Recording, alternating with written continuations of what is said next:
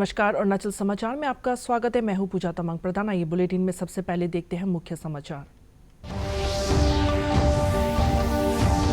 प्रधानमंत्री नरेंद्र मोदी ने गुवाहाटी में एडवांटेज असम के दूसरे संस्करण में निवेश और बुनियादी ढांचा शिखर सम्मेलन को किया संबोधित। कहा, असम दक्षिण पूर्व एशिया और भारत के प्रवेश द्वार तथा असीमित संभावनाओं का बना केंद्र। सत्र में असम के राज्यपाल और मुख्यमंत्री रहे मौजूद।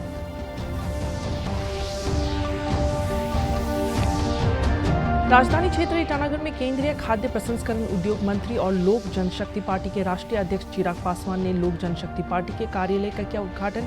संवाददाताओं के साथ बातचीत में पार्टी के अध्यक्ष ने पार्टी का विस्तार के रूप में चयन करने और आगे बढ़ने को कहा।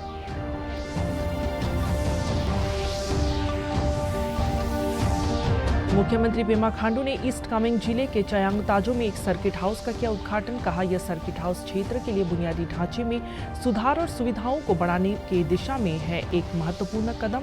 मुख्यमंत्री ने न्योकुम यूलो त्योहार में शामिल होकर लोगों को दी शुभकामनाएं।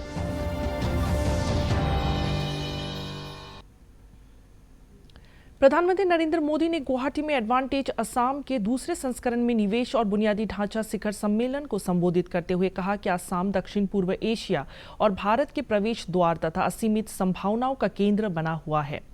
राजनयिकों, प्रमुख उद्योगपतियों, विदेशी प्रतिनिधियों की विशाल सभा को संबोधित करते हुए प्रधानमंत्री ने कहा कि असम पूर्वी भारत का एक विनिर्माण केंद्र बनेगा। उन्होंने इस रणनीतिक स्थिति का लाभ उठाने का आग्रह उद्योगपतियों से किया। प्रधानमंत्री मोदी ने कहा कि असम में कानून और व्यवस्था की स्थिति में पिछले 10 वर्षों में सुधार हुआ है। केंद्र और राज्य सरकारों ने कई शांति समझौतों पर हस्ताक्षर किए हैं। 2 दिवसीय शिखर सम्मेलन में उद्घाटन सत्र, 7 मंत्री स्तरीय सत्र और 14 विषयगत सत्र शामिल है। इन सत्रों में औद्योगिक विकास, वैश्विक व्यापार साझेदारी और असम के जीवंत MSME क्षेत्र पर ध्यान केंद्रित किया जाएगा। इस सम्मेलन में 240 से अधिक प्रदर्शक भाग ले रहे हैं। इस सत्र में असम के राज्यपाल LP आचार्य, विदेश मंत्री S जयशंकर, मुख्यमंत्री हेमंत बिश्व शर्मा, केंद्रीय पत्तन पोत परिवहन और जलमार्ग मंत्री सर्बानंद सोनोवाल और अन्य गणमान्य मंत्री उपस्थित थे। लगातार बढ़ता जा रहा है। 2018 में एडवांटेज असम समिट का पहला एडिशन आयोजित हुआ था। तब असम की इकोनॉमी 2.25 लाख करोड़ रुपए की थी। आज असम करीब 6 लाख करोड़ रुपए की इकोनॉमी वाला राज्य बन गया है। ये urea production plant north east सहित पूरे देश की यूरिया की डिमांड को पूरा करेगा। मुझे गर्व है कि असम सेमीकंडक्टर मैन्युफैक्चरिंग में भी भारत के एक महत्वपूर्ण सेंटर के रूप में विकसित हो रहा है। ये प्लांट आने वाले समय में पूरे नॉर्थ ईस्ट में टेक्नोलॉजिकल ग्रोथ को प्रमोट करने वाला है। साथियों, सेमीकंडक्टर सेक्टर में इनोवेशन के लिए हमने IIT के साथ भी कोलैबोरेट किया है। इसके लिए देश में एक सेमीकंडक्टर रिसर्च सेंटर पर भी काम किया जा रहा है। देश ने बीते 10 वर्षों में सोलर, विंड और सस्टेनेबल एनर्जी रिसोर्स पर बहुत बड़ा इन्वेस्टमेंट किया है। इससे न सिर्फ हमारी इकोलॉजिकल कमिटमेंट पूरे हुए हैं, बल्कि देश की रिन्यूएबल एनर्जी प्रोडक्शन कैपेसिटी में भी कई गुना विस्तार कर पाया है। 2047 तक भारत को विकसित भारत बनाने में पूर्वी भारत की भूमिका बहुत बड़ी होने वाली है। आइए एक साथ मिलकर हम असम को एक ऐसा राज्य बनाएं जो पूरे ग्लोबल साउथ में भारत की कैपेबिलिटीज को नई ऊंचाइयों तक पहुंचाए। प्रधानमंत्री नरेंद्र मोदी ने कहा है कि उनकी सरकार के प्रयासों से पूर्वोत्तर राज्य विकास की नई ऊंचाइयों पर पहुंचेंगे। असम के गुवाहाटी में सोमवार को झुमोर बिनंदिनी कार्यक्रम में श्री मोदी ने कहा कि एक समय था जब असम और पूर्वोत्तर के विकास की उपेक्षा की गई थी और क्षेत्र की संस्कृति को नजरअंदाज किया गया था। उन्होंने कहा कि अब वह स्वयं पूर्वोत्तर की संस्कृति के ब्रांड एम्बेसडर बन गए हैं। प्रधानमंत्री ने विश्वास व्यक्त किया कि चाय उद्योग और इसके श्रमिकों का विकास असम के समग्र विकास को गति प्रदान करेगा। श्री मोदी ने कहा कि असम सरकार ने चाय बागान श्रमिकों के बेहतर स्वास्थ्य के लिए 350 से अधिक आयुष्मान मंदिर खोले हैं। असम के मुख्यमंत्री हिमंत बिश्व शर्मा ने कार्यक्रम में कहा कि आज राज्य के लिए बहुत सौभाग्य का समय है क्योंकि पीएम नरेंद्र मोदी तीसरी बार प्रधानमंत्री के रूप में शपथ लेने के बाद पहली बार असम आए हैं। कार्यक्रम में विदेश मंत्री सुब्रमण्यम जयशंकर और लगभग 60 देशों के मिशन प्रमुख भी झुमोर बिनंदिनी कार्यक्रम में शामिल हुए। वीर सपूत लसीत बोरफुकन, जिन्होंने मुगलों से लोहा लेकर असम की संस्कृति और पहचान की रक्षा की थी, हमने उनके 400वें जन्म दिवस को इतने व्यापक स्तर पर मनाया। गणतंत्र दिवस में लसीत बोरफुकन की झांकी भी शामिल हुई थी और देश भर के लोगों ने उनको नमन किया था। यहां असम में उनकी 125 फुट की कांच से प्रतिमा भी बनाई गई है। इसी तरह आदिवासी समाज की विरासत को सेलिब्रेट करने के लिए हमने जनजातीय गौरव दिवस मनाने की शुरुआत भी की है। बागान कर्मियों की आय बढ़े, इस दिशा में असम टी कॉरपोरेशन के कामगारों के लिए बोनस की घोषणा भी की गई है। हमारे इन परिवारों के अच्छे स्वास्थ्य के लिए असम सरकार चाय बागानों में 350 से ज्यादा आयुष्मान आरोग्य मंदिर भी खोल रही है। असम सरकार भी इन युवाओं को स्वरोजगार के लिए 25,000 रुपए की सहायता दे रही है। टी इंडस्ट्री और उसके कामगारों का ये विकास आने वाले समय में पूरे असम के विकास को गति देगा।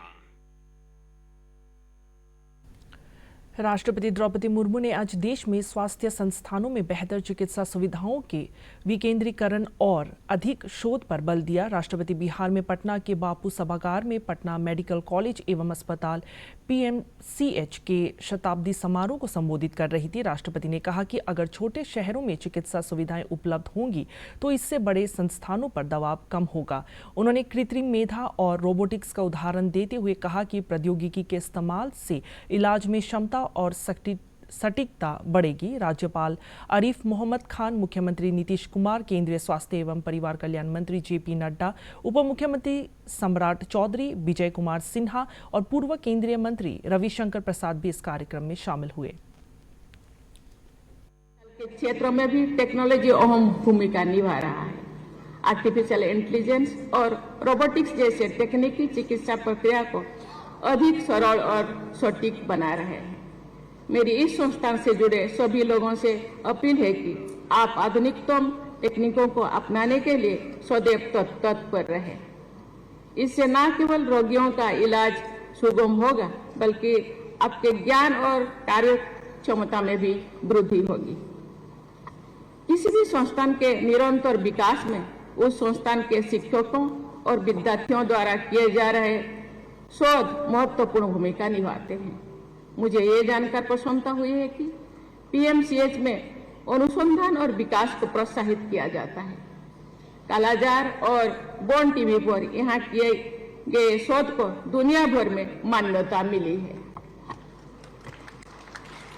टेक्नोलॉजी के माध्यम से दुनिया के किसी भी कोने से एजुकेशन, रिसर्च और ट्रीटमेंट में उस क्षेत्रों के विशेषज्ञों से सहायता भी ली जा सकती है। पीएमसीएच के एलुमनाई एक ऐसा नेटवर्क बना सकते हैं जिसमें वे अपने रिसर्च और प्रॉब्लम डिस्कस कर सकते हैं।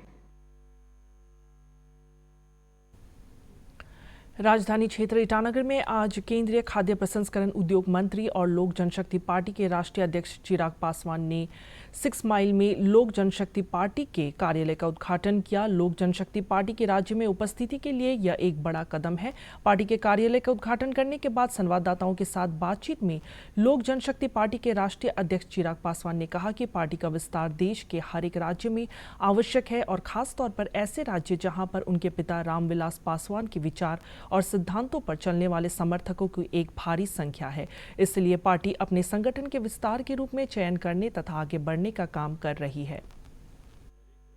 खासतौर पर ऐसे राज्य जहां पे मेरे नेता, मेरे पिता आदरणीय रामविलास पासवान जी के विचारों, उनके सिद्धांतों पर चलने वाले समर्थकों की एक भारी संख्या है। ऐसे में पूर्वोत्तर के ये राज्य जहां पर लंबे समय से यहाँ के लोगों का रिश्ता मेरे पिता आदरणीय रामविलास पासवान जी के साथ रहा, उनके विचारों के साथ रहा, उनके सिद्धांतों के साथ रहा, इन राज्यों को प्राथमिकता के तौर पर लोक जनशक्ति पार्टी रामविलास अपने संगठन के विस्तार के रूप में चिन्हित कर आगे बढ़ने का कार्य कर रही है। पूर्वोत्तर के राज्यों का अगर मैं जिक्र करूं तो बगल का ही राज्य जो अरुणाचल से सटा हुआ है, नागालैंड, वहां पे हम लोगों ने अकेले चुनाव लड़कर 2 सीटों पर जीत हासिल की और लगभग 9 ऐसी सीटें रहीं जहां पर हमारे प्रत्याशी दूसरे नंबर पर है। ऐसे में आने वाले दिनों में अरुणाचल में कैसे संगठन को हम लोग मजबूत कर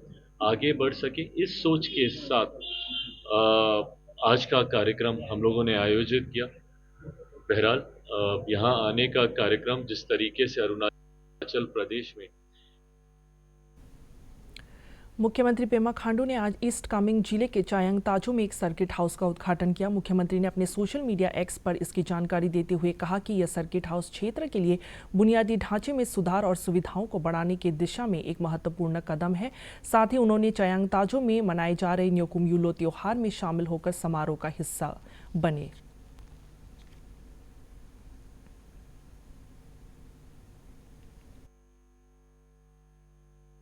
अरुणाचल प्रेस क्लब ईटानगर में आज confederation of service associations of Arunachal Pradesh COSAP ए अध्यक्ष लिखा तेज ने प्रेस वार्ता कर मेचुका में जूनियर इंजीनियर पर हुए हमले की कड़ी निंदा की। इसके अलावा उन्होंने ट्रिम्स नाहरलगन के निदेशक डॉक्टर मोजी जीनी के आवास पर किए गए हमले पर अपने निंदा बयान से फिरौती शब्द को वापस लिया है।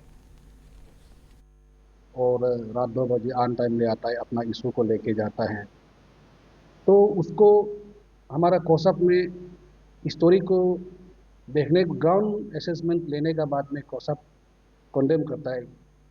और हम अभी भी कंडेम करता है कि जो कोई भी हो, सीनियर ऑफिसर्स को सिर्फ डॉक्टर जीनी बोल के भी नहीं है, डॉक्टर पेटर्निटी बोल के नहीं, कोई भी एम्प्लॉय को लेके, ऑफिशियल को मैटर को लेके घर में, किसी का घर में रात में ऐसा टॉर्चर करना या ऐसा डिस्टर्ब करना अभी भी कंडेम करते हैं और कल कभी कंडेम करेंगे। तवांग जिले के लाओ में आज गवर्नमेंट हायर सेकेंडरी स्कूल में इंटीग्रेटेड मेगा हेल्थ कैंप का आयोजन किया गया। यह camp district health society Tawang और भारतीय सेना के संयुक्त प्रयासों में आयोजित किया गया। शिविर का उद्घाटन जिला उपायुक्त कांकी दारांग और जिला परिषद अध्यक्ष लेकी गोम्बू ने संयुक्त रूप से किया। साथ ही इस अवसर पर भारतीय सेना के ईस्ट तवांग ब्रिगेड के deputy commander colonel Pramod Gehlot, district medical officer Rinchin Nima सहित कई वरिष्ठ चिकित्सा अधिकारियों ने भाग लिया। स्वास्थ्य शिविर में क्षय रोग, इलेक्ट्रोकार्डियोग्राफी, अल्ट्रासोनोग्राफी, बाल रोग, स्त्री रोग और सामान्य चिकित्सा में विशेषज्ञ परामर्श जैसी कई स्वास्थ्य सेवाएं प्रदान की गई। इसके अलावा सरकारी स्वास्थ्य बीमा योजनाओं, मुख्यमंत्री आरोग्य अरुणाचल और प्रधानमंत्री जन औषधि योजना के लिए पंजीकरण भी किया गया। पापुम पारे जिले के एमची दोईमुख M&P ग्राउंड में आज खेले जा रहे 6वें तादो खोली क्रिकेट टूर्नामेंट के फाइनल में क्रादादी जिला क्रिकेट एसोसिएशन ने ईटानगर क्रिकेट एसोसिएशन को 9 रनों से हराकर खिताब पर अपना कब्जा जमाया। ईटानगर क्रिकेट एसोसिएशन ने टॉस जीतकर क्रादादी जिला क्रिकेट एसोसिएशन को बल्लेबाजी करने का आमंत्रण दिया। क्रादादी जिला क्रिकेट एसोसिएशन ने 35 ओवर में 7 विकेट के नुकसान पर 229 रन बनाए। इसके जवाब में ईटानगर क्रिकेट एसोसिएशन ने 34 ओवर 4 गेंदों में 220 रन बनाकर ऑल आउट हो गए। अरुणाचल क्रिकेट एसोसिएशन द्वारा आयोजित इस प्रतियोगिता में पापुमपारे, केई पान्योर, ईस्ट कामेंग, कुरुंकुमे, तवांग सहित राज्य के कई जिलों के टीमों ने हिस्सा लिया।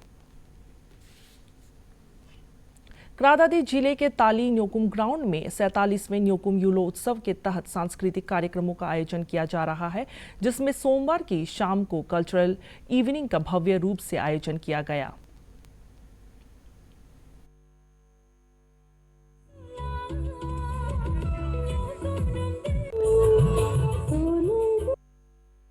समाचार के आज के अंक में इतना ही। हम कल फिर हाजिर होंगे अरुणाचल और देश दुनिया की खबरों के साथ। चलते चलते आपको बता दें कि आप अरुणाचल समाचार हमारे YouTube channel DD news Arunachal पर हर शाम 6:30 पर लाइव देख सकते हैं।